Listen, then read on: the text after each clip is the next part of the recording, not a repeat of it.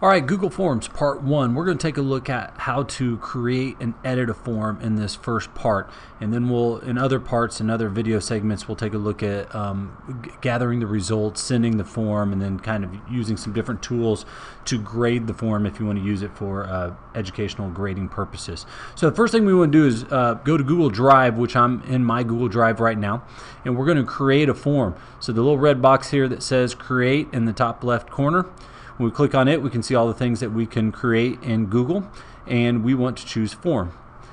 All right, when we choose form, the first thing it's going to do is have us name it. So I'm just going to name this one Test, so we have something to work with here. Then we can choose a theme if we want to. If you want this to be in the backdrop of your particular form, you can choose one of those. For now, I'm just going to use the default, which is kind of the blank kind of form here. So we'll go with that. All right. What it takes you to first in Google Forms is the edit view. The most confusing thing I think about Google Forms is that it has three views. You have the edit view, which we're looking at right now. Then you can have a spreadsheet view with all the results that go into it into a spreadsheet. And then you also have the live form, which is what the end user would fill out. So you have to keep that in mind. There's three different views, and it always starts out with the edit view because you have to create the particular form that you're in. All right, so we're in the edit view. The first thing we want to do is take a look at the very top inside of our form here and work our way down. So very top here is Pembroke.org settings, and you can see what it's set. PembrokeHill.org login to view this form is set to yes. Automatically collect respondents PembrokeHill.org username is a no. So if you want to change those things, you have to click the little triangle here to expose them. Right now, this means that only people with a Pembroke Hill email address can even take this form. So if you're going to send this to somebody outside of our organization, you'd have to uncheck that. Most time you're going to be sending this to students, so we would want that checked.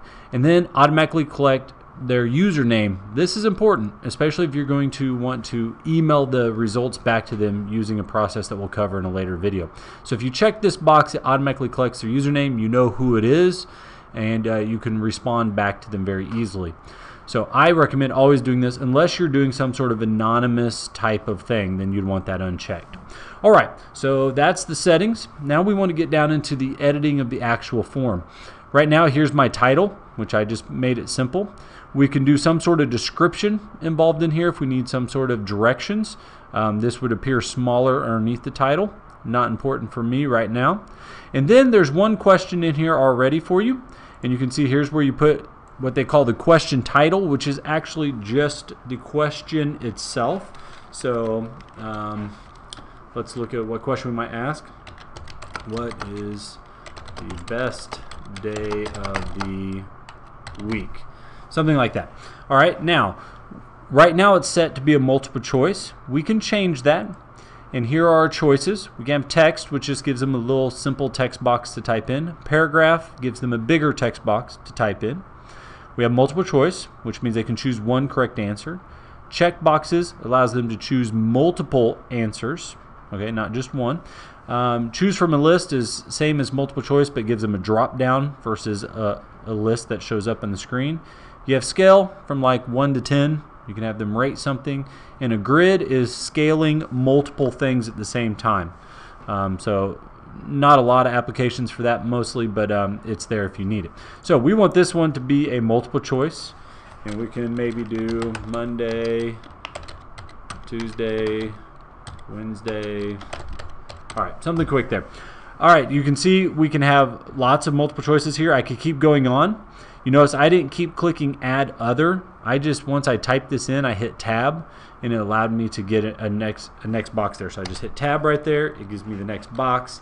I can start typing in it, and then I can hit tab, type another one, tab. All right, so you get the point there. So that's how we create our multiple choice. We don't need to select an answer here. We don't need to select a correct answer at this point. That's all we have to do is set up our particular question. In the top right hand corner of this particular question, here are the things that you can do with it. This is the edit button. This is the duplicate or copy. So if you want to copy this exact same question, you can do that by hitting this button. And then this is the delete. So if you find out later on you don't want it, you can just delete it. All right, if you're done, you can just hit the done button, and there's your question. If you want to add a new particular question, there you go. Here you go. You can just hit in here what question you want to be next. Maybe I want a text question, and just say, maybe we want to say, what is the best month? All right.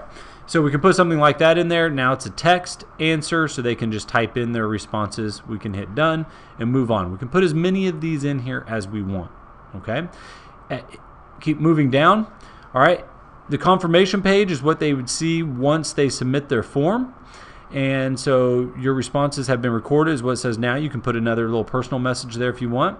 And then you can choose any of these that you think work for your particular form. Most of the time I would suggest not having anything on there. So then you're basically done. The form is created. You don't have to save it. It's already saved. All changes have been saved, so not a big deal there. You can close out of this if you're done editing it right now. The other thing you can do is if you ever want to look to see what the form looks like to the end user, here it is right here. So I'm going to click on this, and it's going to open up a new tab for me. It's going to show me this is what my form would look like to someone else. And they can go through here and answer these things. And then they can submit that form if they want to. All right, that's the end of our first segment of how to create and edit a form. Our next segment will be taking a look at how to send the form and gather responses from it.